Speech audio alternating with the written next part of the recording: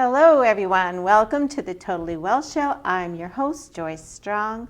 The Totally Well Show is a place where we get curious, ask questions, and explore everything to do with health, wellness, fitness, and all the things it takes to help you live the highest quality, most fulfilling life.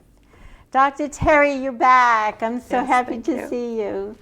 And I'm so happy to be here, Joyce. Thank you. Thank you. You made that very clear to me, and it makes my heart feel warm. So thank you very much. And just to make sure people know who you are, I know you've been on the show before, but just in case people didn't see your show, they should go back and look at the previous one. Dr. Teri Baydar you can find her at whitelilycoaching.com, so lily like the flower. And Dr. Teri is a leadership development coach and also known as the CEO Whisperer. And so welcome. Thank you. It's great to be here. Yeah. I'm really glad to come back and we can talk about some really deeper and interesting things to share as coaches. Yes. I know some of these things are coming from your experience of having things happen to you and also of you helping other people. Yes. So through some techniques or maybe identifying a situation that is common for people to run into. So earlier we were talking about getting gooped, and Yes. I really need to hear about that. Okay, so I think getting gooped is something that really happens to us frequently. We're not aware of it a lot. Mm-hmm. And it can happen anywhere at any time. Getting gooped is when you go to you're at work, Mm-hmm. and you just go to get some water.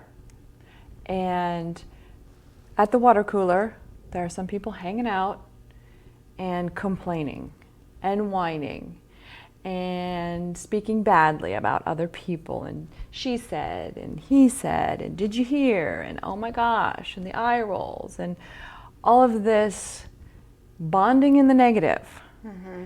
And getting gooped is when you walk into a situation innocently and boom, everybody's like, what did you hear? She said, he said, and that negative energy, the negative language, the sort of like, it's almost like a thought vibe Mm-hmm. that's coming, and just this cloud, this black cloud around the water cooler. People? Yes, because I'm curious too what you said, bonding in the negative. That term caught my attention. Yes, because our limbic systems bond. Yeah. Especially like earlier, we were laughing and doing all these things. Our limbic systems were syncing. Yeah. And that's what we do as human beings. We can also do it with animals. Mm-hmm. We do it in groups of less than 12 people very easily in meetings, Mm-hmm. when people are on the same page and not Mm-hmm. competing. Mm-hmm. But so getting gooped requires you to have a little bit of personal hygiene, Mm-hmm. to walk out of this and have the mental, emotional hygiene to say, okay, I'm gonna get rid of this stuff. Mm-hmm. And I find there are little mantras that you can have for yourself, such as, my environment doesn't determine me. Mm-hmm. What others are doing or saying about me does not define me. Mm-hmm. You can also find an alternative source of water. Mm-hmm. I think that's one of the things I would adopt at first. Yeah, yeah. Is not go to the water cooler when I see that happening. Yeah. Being able to spot it. Yeah. And physically stay away from it. I think that's, but I mean, I'm sure you have experiences like this too. I definitely have. Earlier when I was talking to you about listening to the podcast of somebody who I really admire, and for some reason he was getting into a negative, what I felt as a negative vibe, and I recognized it just as energy and how it made me feel. Yeah. Yeah. And it was draining me. And his message, I completely agreed with what he said. It wasn't what he said. It didn't feel functional to me. It didn't feel like it was taking me into a place where I could vibrate faster. or find solutions. Yeah, yeah. Or yeah. create momentum, or move Yeah. forward, or change something. Yeah. That's the point of bonding in the negative. And I felt somewhat trapped. Mm-hmm. Yeah. Yeah, because when we sync and we're bonding in what's wrong with the world and what should I be afraid of, that's where our mind is. And Fear. Yeah, and it's like we stay there. Yeah. We stay there. We stay there. We share what we're sharing together, instead of standing up and saying, "We can do better than this. We are better than this." Yeah, I think that's something that's really hard on a daily basis for everyone. It seems that so you walk into that situation and you'll get some, especially if it's about me. So you get something negative, and you talk about the way you were like personal hygiene, like you could just wash it off. That's hard for some people, isn't it? Yeah, I think there's also a problem with a couple of things. You mean the washing it off? Yeah, that part of it. Like it sounds like it would be easy, but and just knowing, like sometimes I could obsess for days over. Yeah. And that encounter, like to be able to get rid of it. I recognized it with this podcast, but it wasn't about me personally, and it could have been. I could have made it about me. Is he talking about me? But Yeah. but do you have? And you mentioned mantras. Do you have ways? Do you have techniques or specific ways that help people beside avoiding the water cooler? Yeah. In my coaching, we usually dig into what's really happening in your belief system that's allowing you to stay gooped. Get it. All right. Because we have the cognitive ability to say, no, that's not me. Yeah. Or, you know what, if that's what you think, bye. Yeah. I'm just not gonna, we're not gonna deal. Yeah. Or we're gonna agree to disagree. And I know people like that who are very outspoken, and that's their, they can do that. Yeah. But they can do it because they don't have that interior negative self-talk that agrees with what's being said. Yeah. That's the thing. Yeah. We all have this inner critic that can be so nasty and will say things to us that if someone said it to me aloud, I would attack them, or I would be so angry with them if they said the things that I have said to myself aloud. Oh, yeah. No, I wouldn't allow anyone to say those things to me. And yet, you say it to yourself. Yeah. It takes a lot of maturity, I think. I felt that happen with me, where I was felt offended. Of course, that's a judgment. Somebody's offending me. That's outside of me. But I felt this need to take responsibility for the energy I'm sending out. So that's what you're making me think of, how there's something within us that's allowing it to happen. Wasn't it Eleanor Roosevelt said some quote about people can't abuse you unless you let them, or something to that effect? Yeah, absolutely. Yeah. Absolutely. And I think that we do a lot of things that don't help us, don't help ourselves move forward.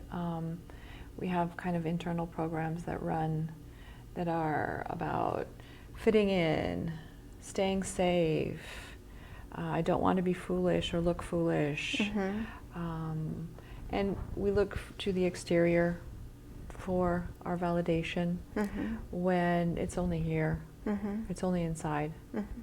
And when you develop that, and part of getting the goop off is getting the goop off in here. Yeah. Right? Yeah. When you stop talking to yourself like you're nothing, or being harsh on yourself, and having some self-compassion and some inner encouragement, that language helps you know, oh, that's not me.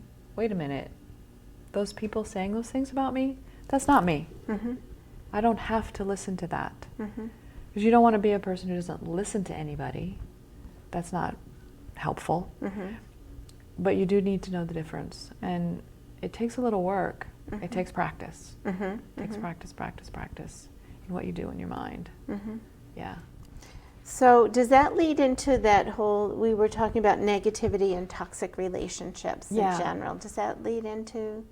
I think so. I think that we end up in toxic relationships because we're allowing the manifestation of toxicity out here that we allow in here. Mm-hmm. It's sort of a mirror. Mm-hmm. You, like the quote from Eleanor Roosevelt, mm-hmm.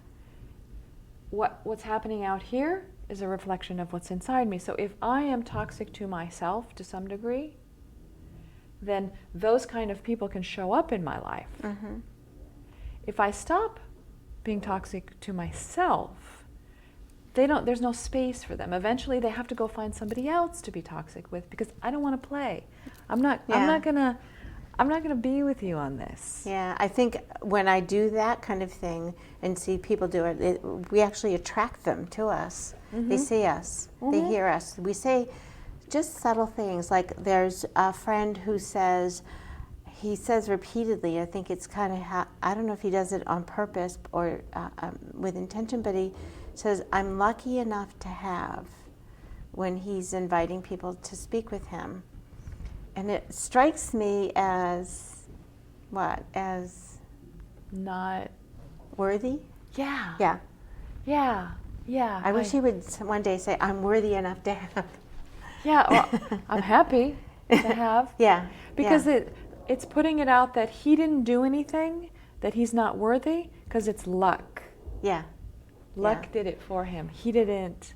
So it doesn't sound bad, but it sent me a message of, he thinks he's inferior. Yes. Yeah. Exactly. And so if I'm a predator. Exactly. Yes. Like vulnerability, I spot it without even like so many words. Yeah. Oh, or not even consciously. I think that a lot of time we get into these relationships without even knowing. We inherit something from what our uncle used to say, and something from our parents, and some experience that went a certain way in our growing up, mm-hmm. And then we integrate all of that into a story about who we are. But that story's not really true. We're so much more. Mm-hmm, mm-hmm. I mean, we have all of these. We're out in the world, and unfortunately, we numb mm-hmm. with food, electronics, and screens, and avoid each other. Mm-hmm, you know, mm-hmm. I was in the airport last night, and everybody was on their device. Yeah, we had like 4.5 hours wait, and I'm like. So I actually start talking to people because I can't stand being on my device that long. Yeah. But people were watching movies, Twitter, this, that, but nobody was talking to each other, even people that were traveling together. And that amount of disconnect is where we hide. Yeah. But then when we need to connect, we don't have any control or consciousness over what we're manifesting. Because we don't control this. We're all just... bringing it in, without controlling that. Anyway, so I think that what we choose as physical food, visual food, hearing food, mental food, I think all of that is a way of getting gooped or getting healthy. Mm-hmm. Mm-hmm. And so when we start to curate with choice, all mm-hmm. of those things. I don't know if you remember, we were talking something about this in our previous talk about what happens to the brain mm-hmm. depending on what you put in. Mm-hmm. In what way? So what we feed ourselves, certainly people can sort of get an idea. You put stuff in your body and it changes your chemistry. Yeah. But putting thoughts yeah. and changes your chemistry, right? Yeah, absolutely. Changing the actual thought that you have mm-hmm. And your inner speak will literally rewire the peptides of the brain. Mm-hmm. So there's a process of least, like water. Mm-hmm. It'll take the path of least resistance. Mm-hmm. And a thought that you think repeatedly, because we do that a lot, right. Will form a well-worn path. Like if you walk in the woods, mm-hmm. That path, if you do it every morning, nothing grows there. It becomes an easy path to walk. No more Right. brambles and weeds and things. It's nice and open. Same with the peptides in our brain. That same thing will happen. And there's a reason for that. Right. Because brains are expensive to operate.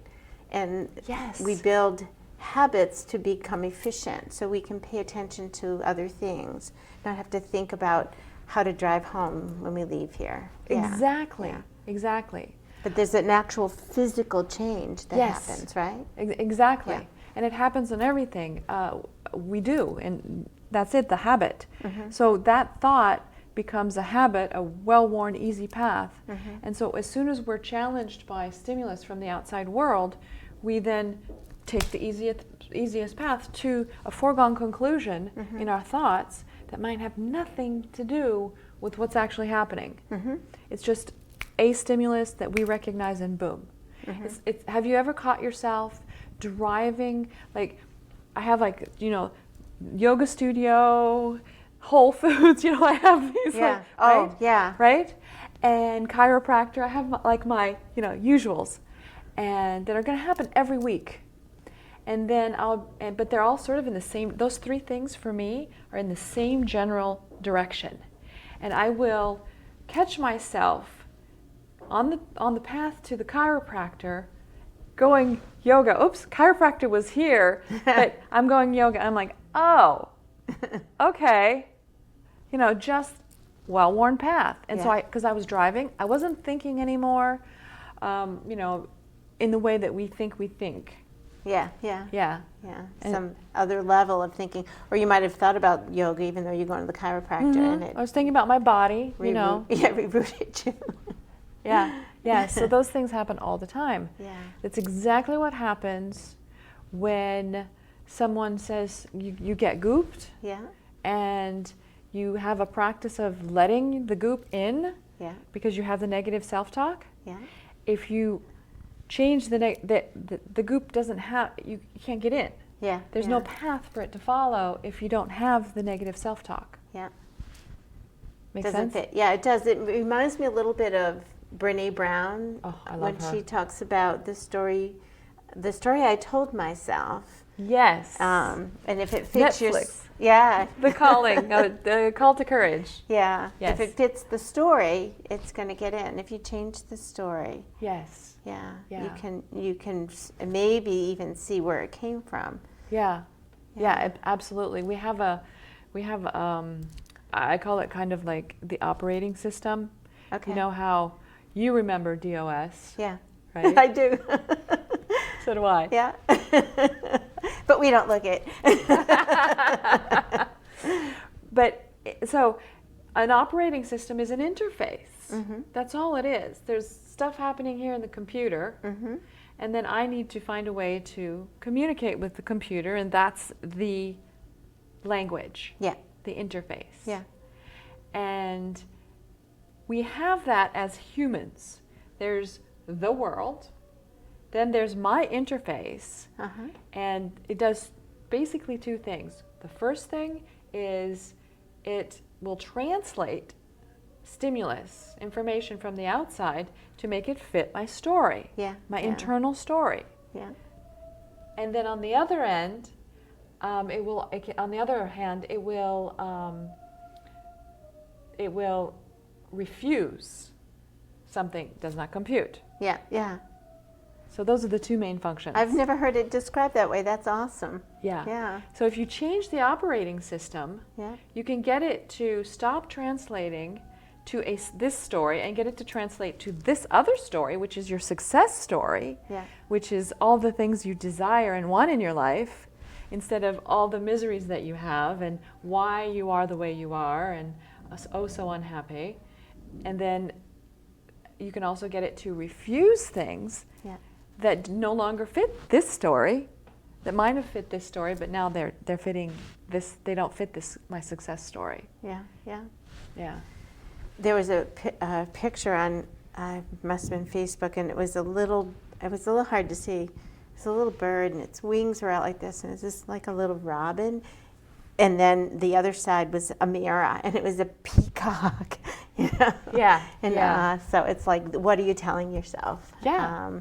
Yeah. So, And I think that that's really very important, what you're telling yourself. Yeah. That's really how we create the lives that we want or Yeah. not.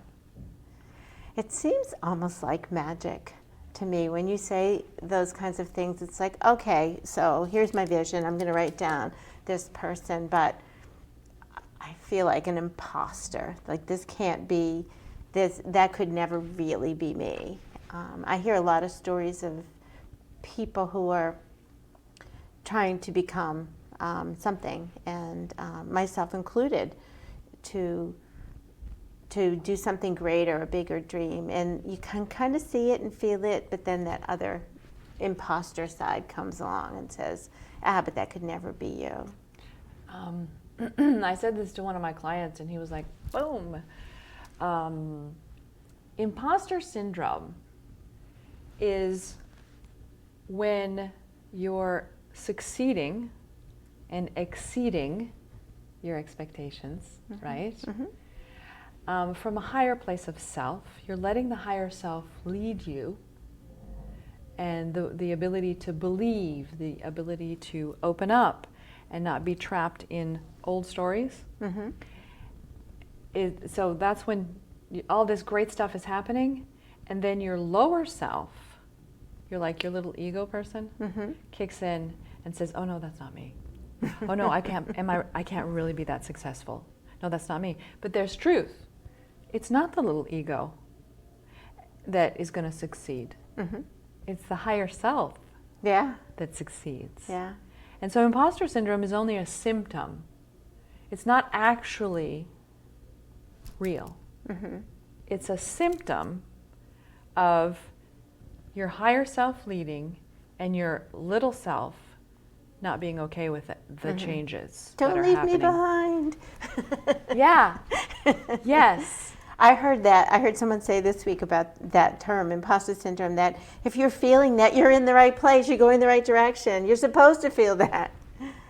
So. Yeah, yeah.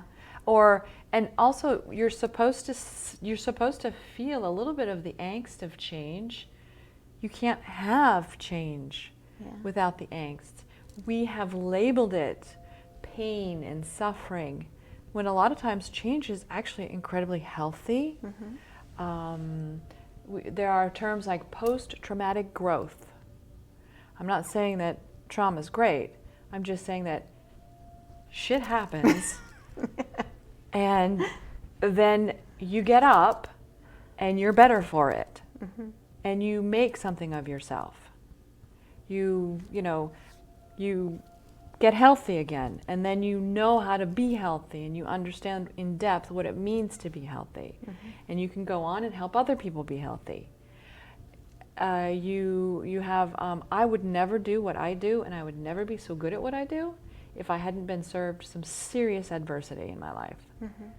So I understand, and you can't tell me, my client can't sit there and say, oh, but no, this will never work for me because I had this horrible thing happen to me. And I'll be like, babe, let me up you one. I had this horrible thing happen to me. I'm good.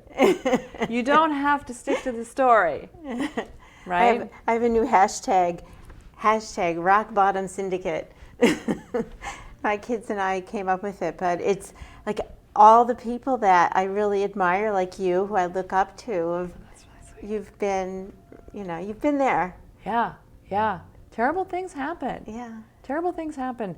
But, what was that movie? Oh, Hostiles. Very good movie. Yeah. But there's a point in there where, people are killing people left, right, and center, and it's horrible. I'm surprised I was able to get through it, but it's a very good movie. Yeah.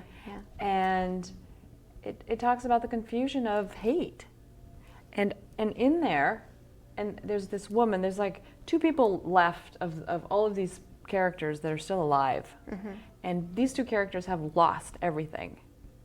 Like that's it, a man and a woman, and they're sitting there staring up at the sky, in a field, and she says, we will never understand the hostility of God's ways. I was like, Yeah. Right? Because, like, I just had a surgery and it was a mess up. Why? How is that, what did I do to deserve that? There's no answer to that. And so I think we have to know how to just be ourselves. Sorry, we're diverging a little bit. Yeah. It's an interesting subject though, because it made me think of. Did you ever read The Art of Possibility with?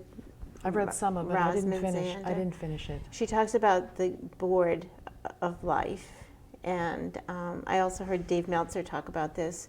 The difference between responsibility and I forget the other word, but basically you're in a car and you get rear-ended. It's not your fault, but it's your responsibility. Yeah, that kind of thing. I know. So life happens, and it's hard. Yeah. But it happens. We've agreed to play. Well, we're here. But it's not your fault. It's not my fault that the surgery went badly. I don't even think it's the doctor's fault. Okay, I think he didn't know any better. But it's my responsibility to heal it. It's my leg. I can't blame him forever. I mean, I'm mad, yes, but I can't blame him forever for what happened. He wasn't set out to hurt me. He wasn't trying to hurt me. And I think that there's a lot of that, in the way we deal with each other as human beings, that we have so much to learn and so far to go. Let's just stop seeing each other as stuff, a thing out there in my life. It's like, Joyce, the TV lady out there, No. You're a real person, you have a real life, you have similar energy, you have a spirit, everything. You're a whole unit. And so am I. And so is everybody else on the planet. Yeah. We have to think a little bit more like that in order to understand how to serve each other. Yeah, instead of gooping each other. Yeah, I love that idea of serving. We have about another minute left, minute or two. I know it goes so fast, especially when I'm talking with you, because you really take me deep in these talks. Well, you take me there. Yeah? See? Oh, good. Well, we're doing it together. Yeah. Is there anything else that you had that you wanted to share or talk about before we wrap up? There's one thing that I thought was really neat. You mentioned Brene Brown. And one of the things that marked me the most as she's talking, and it's going back to a little bit to this getting gooped, is that joy is the most difficult emotion to lean into. Because we're a little bit addicted to the negative self-talk. We try not to connect that much with other people. We try to dress rehearse tragedy and prepare ourselves for the worst so that we won't feel bad when it happens. Instead of leaning into the joy of life and the connection, however awkward and messy that can be, I think that's like a jewel in being able to ungoop yourself, is getting away from the need to protect too much. Yeah. And, but just to be and be happy and lean into that joy. Yeah. Yeah, I think that's really important. I love that. It's scary. It is scary, and being in this moment with you here right now, and you just got off a plane. You've done, I'm sure you have some fabulous things coming up in your week, and I have a busy week. My grandkids are coming. Nice. Some fun things, but right here, we're here now, exchanging this talk and this energy and caring for each other, which is just beautiful. Yeah. I think we need to do that. People wonder about why customer experience is a problem. Yeah. Maybe people. They're not just customers. They're people. Well, Anyway. I think we're out of time. Okay. So thank you again for Thank you. making your way out here and sharing Absolutely. and enlightening me. I really appreciate it. Thank you so much for everything you do. Thank you.